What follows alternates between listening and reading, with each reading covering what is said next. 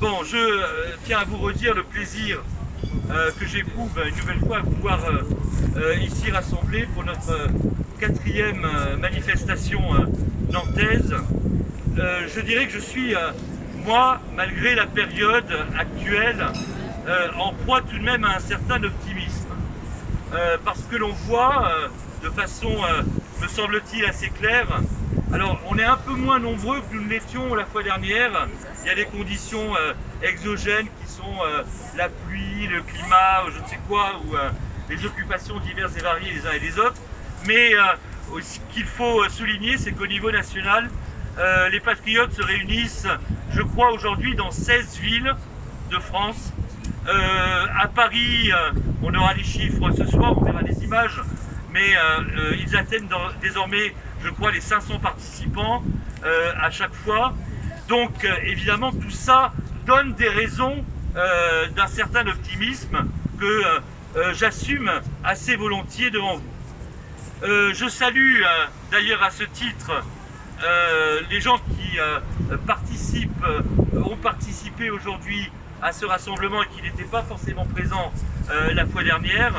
Nous avons obtenu ou reçu en particulier le soutien d'un certain nombre de mouvements qui étaient représentés, sont représentés ou le seront lors des prochaines manifestations.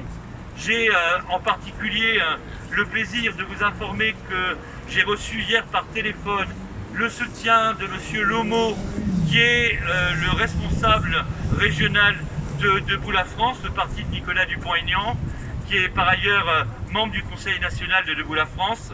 Je crois que tous ici, nous sommes convaincus qu'il nous faudra faire un vaste rassemblement, une large union, pour évidemment traduire cette protestation qui s'élève dans les urnes. Et nous aurons besoin, bien entendu, de toutes les forces, de tous les mouvements qui aiment véritablement la France, au nombre desquels, bien sûr, le mouvement de Nicolas Dupont-Aignan.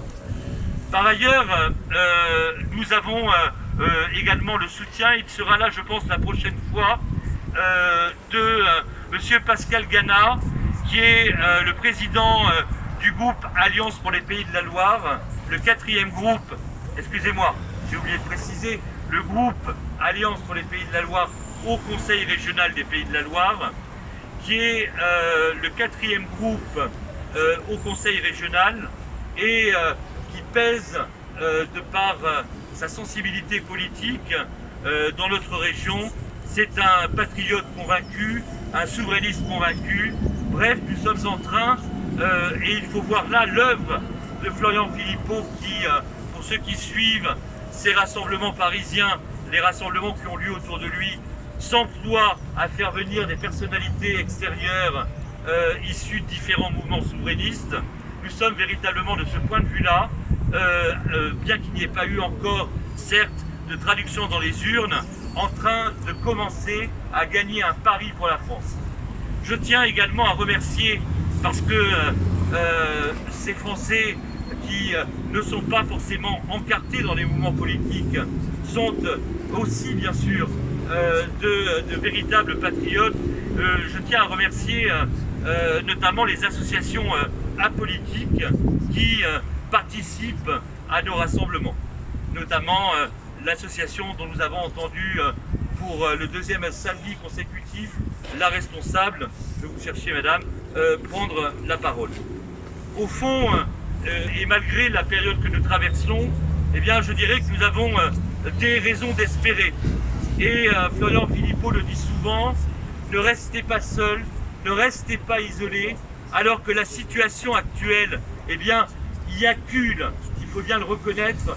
Ne cédons pas à la désespérance, mais convertissons notre colère légitime en force d'engagement pour évidemment parvenir dans le futur à changer les choses.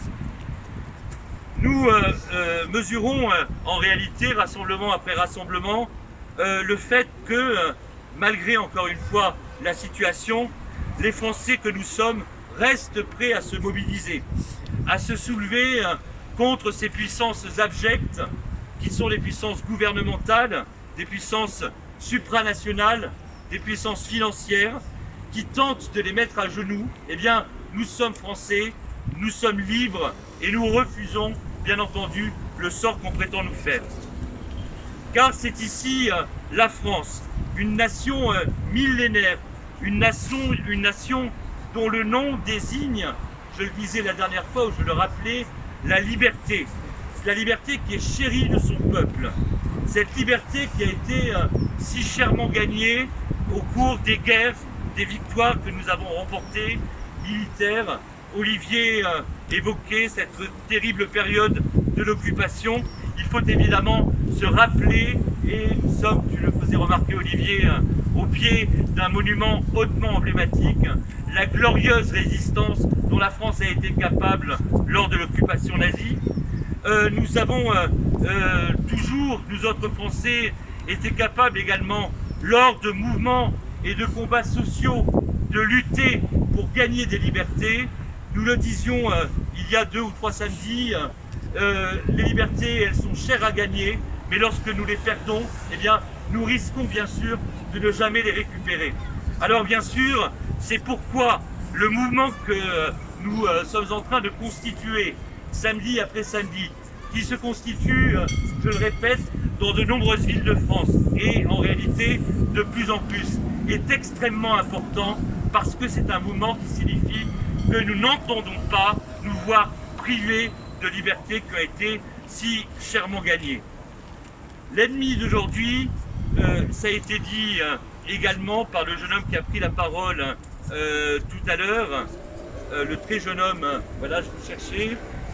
L'ennemi d'aujourd'hui, eh bien, ce sont les puissances maléfiques de la finance. Ces puissances qui sont à la recherche du profit à tout prix et d'un profit qu'elles font, bien sûr, sur le dos des peuples. L'ennemi d'aujourd'hui, ce sont les lobbies de la finance mondialisée, dont nos politiques, nos institutions politiques sont terriblement, tragiquement devenus des relais. Nous savons bien évidemment que le gouvernement français n'est plus le gouvernement de la République, n'est plus au service de l'intérêt général du peuple français, mais est au contraire complètement inféodé aux puissances d'argent. Et que dire de l'Union européenne, au profit de laquelle nous nous sommes dépossédés de pans entiers de notre souveraineté? Il est bien évident que ce n'est pas une institution démocratique, mais qu'elle n'est là que pour servir les puissances d'argent. D'ailleurs, on le sait bien, les lobbies de la finance hantent les couloirs du Parlement européen. Bref, l'Union européenne et le gouvernement français gouvernent, et les gouvernements de l'Union, eh bien, gouvernent désormais contre les peuples. Les ennemis, ce sont tous ceux qui ont parfaitement compris qu'une excellente façon de garder et de renforcer le contrôle sur le peuple, eh bien, c'est de le gouverner par la peur. C'est exactement ce à quoi nous sommes en train d'assister, avec une propagande déchaînée, éhontée, qui, chaque soir, sur toutes les chaînes de télévision, eh bien, cherche à faire peur aux Français pour mieux pouvoir les contrôler et pour mieux pouvoir les mettre à genoux. Les ennemis, ce sont ceux qui saisissent le prétexte de cette épidémie qui, pour être réelle, n'en est pas moins une épidémie, après tout, comme l'humanité en a connu dans son histoire de très nombreuses. Eh bien, les ennemis, ce sont ceux qui saisissent le prétexte de cette épidémie pour mettre en œuvre une politique qui ravage l'économie réelle, c'est-à-dire celle qui fait vivre des millions de Français, ceux des Français qui, eux, ne tirent pas profit de la finance. C'est ceux qui tirent prétexte de cette épidémie pour mettre en œuvre une politique qui fait courir, je le répète, des risques sans précédent en matière sanitaire, parce qu'en réalité, les mesures sanitaires sont bien évidemment contre-productives d'un point de vue sanitaire. Le professeur Raoult, que nous faisons un honneur de citer une nouvelle fois, le disait, c'est surtout en étant confinés que les Français se contaminent, surtout quand les écoles ne sont pas fermées et que les enfants continuent à aller à l'école. C'est le couvre-feu à 18 h, ce qui produit par ailleurs cette situation parfaitement ubuesque de foules entières qui, le samedi matin, se précipitent dans les grandes surfaces qui sont engorgées.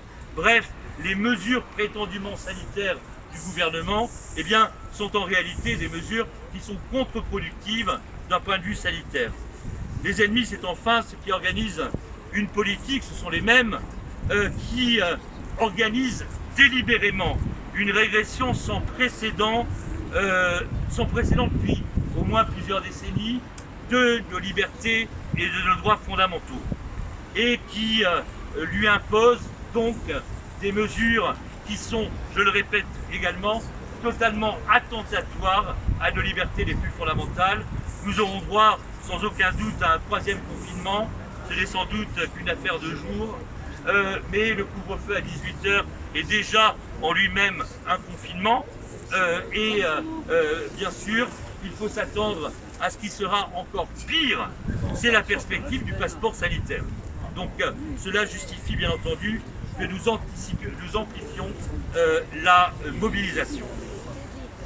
Eh bien, nous autres, face à cet ennemi, et nous en témoignons rassemblement après rassemblement, nous démontrons, et nous le démontrons devant l'histoire, j'insiste à nouveau, que nous ne nous soumettons pas, que nous ne renonçons pas à nos libertés et à nos droits, que nous n'abdiquons pas tout sens critique par rapport à la propagande. Ce que nous exprimons, c'est que le peuple français, qui a toujours dans son histoire été épris de liberté et de justice, sait une nouvelle fois, à la défaveur de cette crise sanitaire, retrouver la voie de l'insoumission et de la résistance. Je vous propose que nous achevions ce quatrième rassemblement, comme à notre habitude, en entonnant ensemble notre hymne national.